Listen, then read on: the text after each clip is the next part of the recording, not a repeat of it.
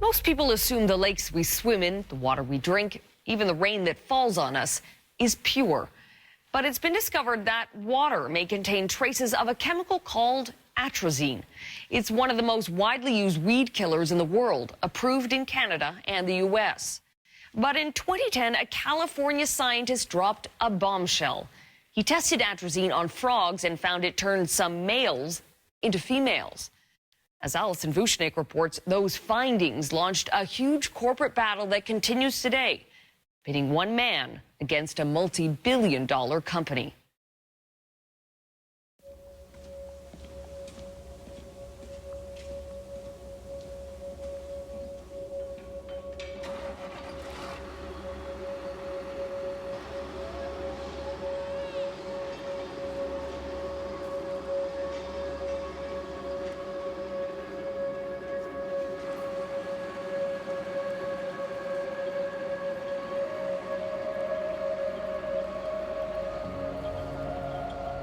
It was the golden age of pesticides. World War II was over, and chemical companies were promising to make weeds and insect pests a thing of the past. Weed control is a tremendous job. But today, modern chemical methods provide the answer. For farmers who were producing more food than ever, it looked like the good times would never end, thanks to these new magical products. They perfected Pesticide, the most effective weapon man has ever wielded against insects. But as pesticide use grew, so too did concerns about massive increases in pollution, wildlife deaths, and even cancers. By the 1990s, pesticides were under increasing attack, and the most used pesticide at the time, atrazine, was getting a lot of attention. That's because atrazine was ending up in water. Atrazine is the #1 contaminant of drinking water in the U.S. and probably globally, probably in the world. In the water at night, we find Tyrone Hayes.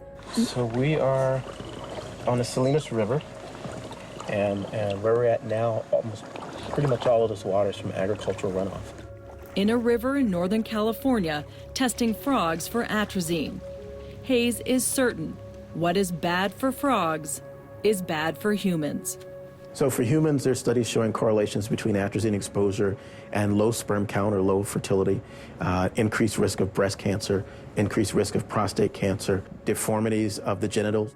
But it's how Hayes got here that tells the bigger story. With a brand new PhD and a degree from Harvard, Hayes worked here at the University of California, Berkeley. Hayes was an expert on hormones and how they affected frogs.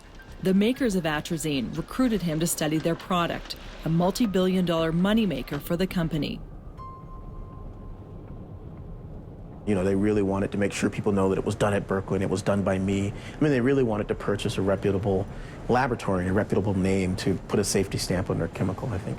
But what Hayes discovered was so astonishing, it shocked not just him, but the world. Males would develop eggs in their testes or develop ovaries in addition to testes or essentially turn into hermaphrodites. And later we discovered that sometimes they completely turned into females.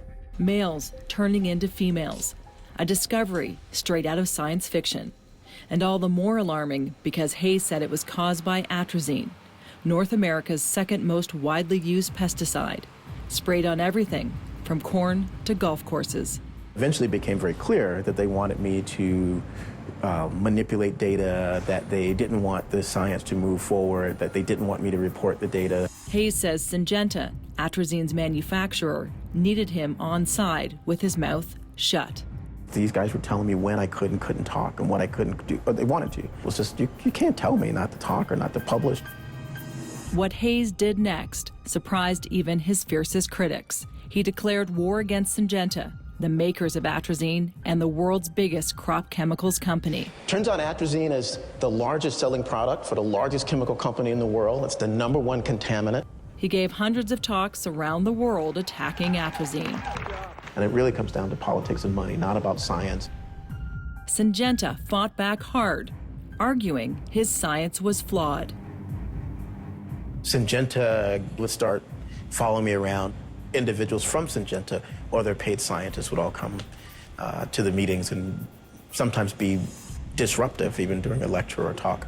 Or they'd stand up and yell things, or they'd walk around and start handing out pamphlets during a talk or things like that. What does the science say about atrazine generally in the environment? We showed that atrazine consistently reduces growth rates in amphibians and fish. At Jason Rohr's lab at the University of South Florida, atrazine is a hot topic. The thing that I'm very grateful for is that Tyrone is around, attracting a lot of attention and deflecting it away from me. Rohr evaluated hundreds of studies on atrazine. He's not surprised by Hayes' Syngenta story, saying it also happened to him when he raised concerns about atrazine. They paid lawyers in full three-piece suits to show up and take copious notes when I gave my seminar at Illinois State University.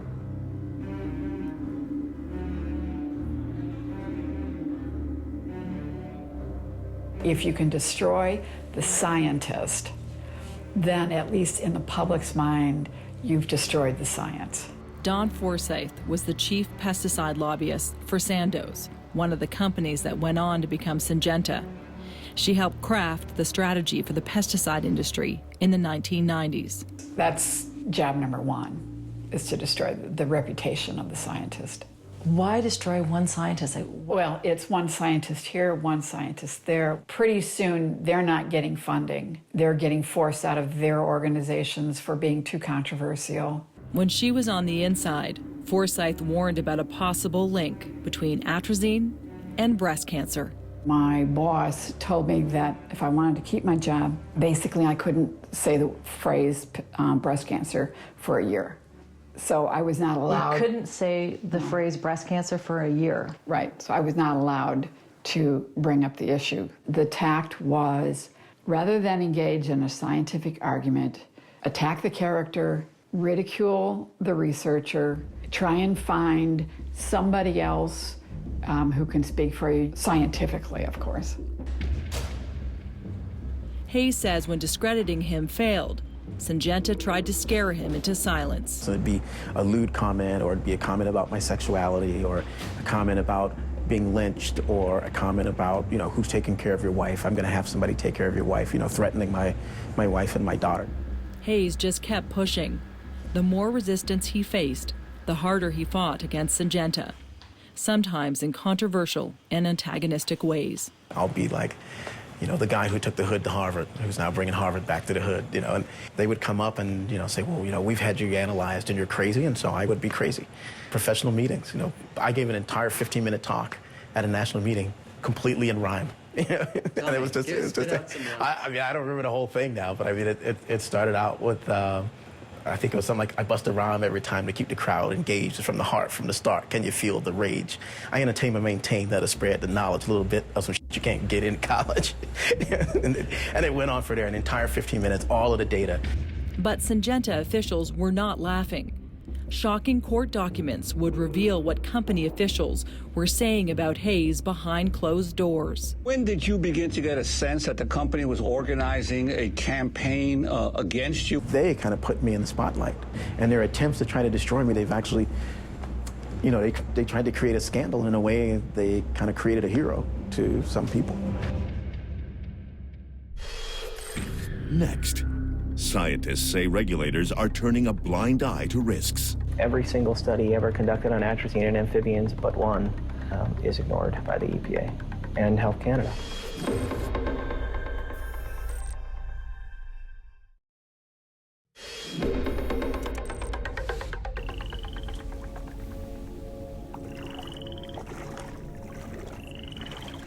There was a time when the sound of frogs could be heard across North America, but those voices are disappearing. That's clearly a sexually mature male. That's small, though. They're small here.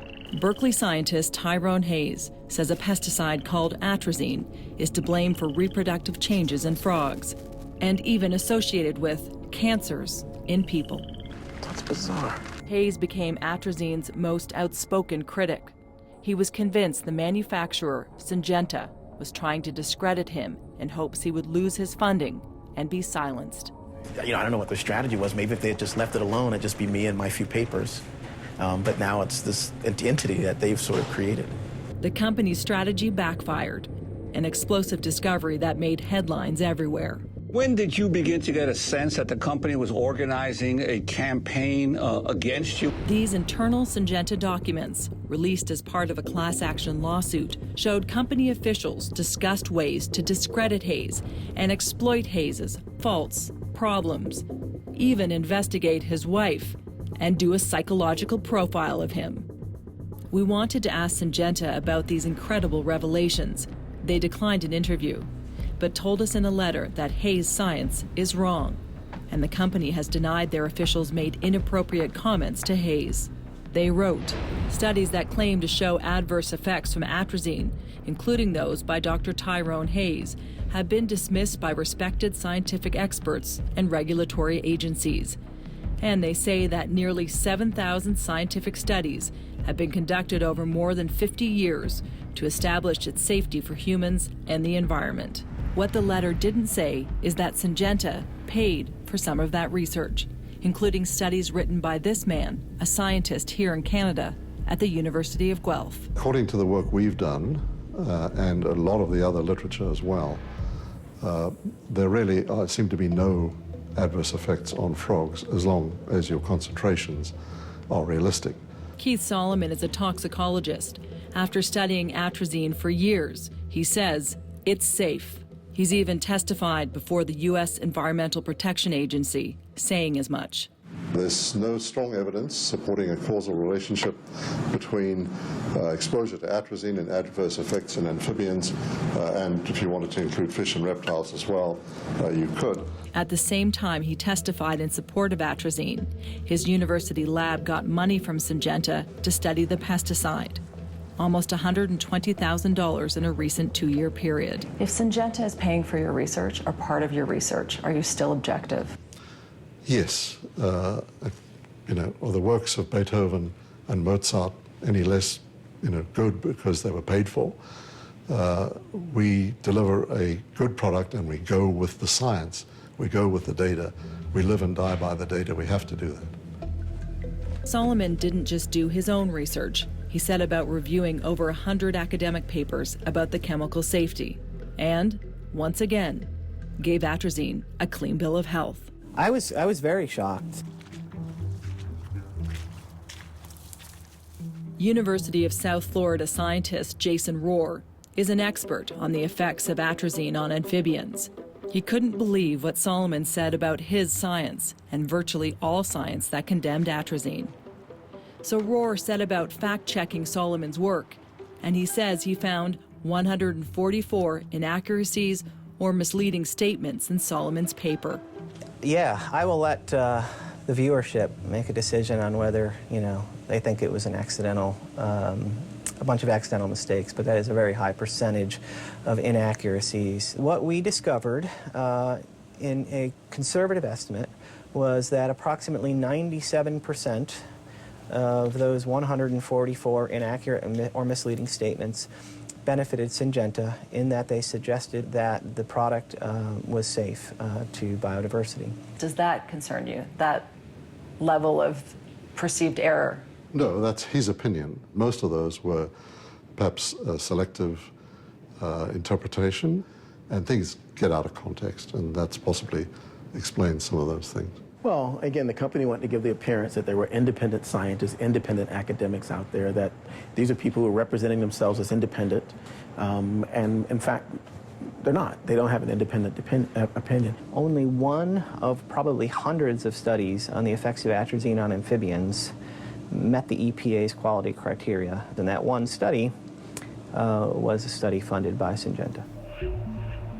Rohr says that is the problem with the way the regulatory system works. The government sometimes relies too much on industry-funded science to get products approved. Every single study ever conducted on atrazine in amphibians but one is ignored by the EPA and Health Canada.